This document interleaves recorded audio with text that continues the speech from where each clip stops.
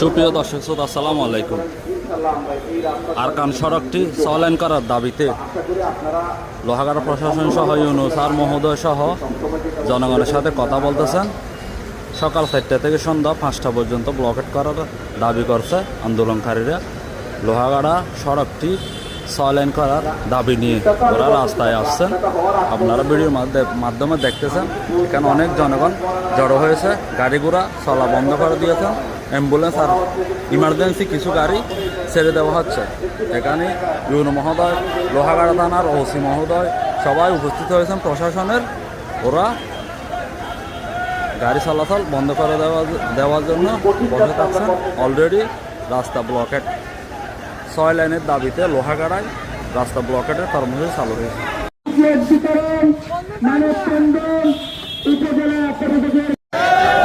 আমরা এই কর্মসূচি রাখতে শুরু করি নাই, এটা 1 মাস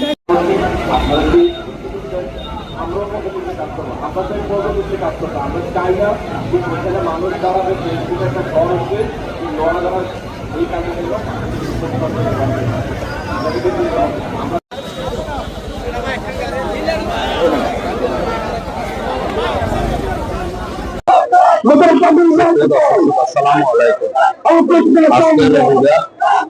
সকাল 9টা থেকে সন্ধ্যা 4টা পর্যন্ত আরাকান সড়ক 6 লাইন করার দাবিতে লোহাগাড়ায় রাস্তা ব্লকের কর্মসূচি শুরু হয়েছে।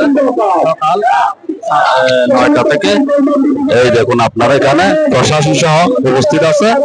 প্রশাসনকে সামনে রেখে ওরা রাস্তা ব্লকের কাজ শুরু করে দিয়েছে। সকাল 9টা থেকে লোহাগাড়ায় রাস্তা 6 লাইন করার দাবিতে রাস্তা ব্লকের কাজ শুরু হয়েছে।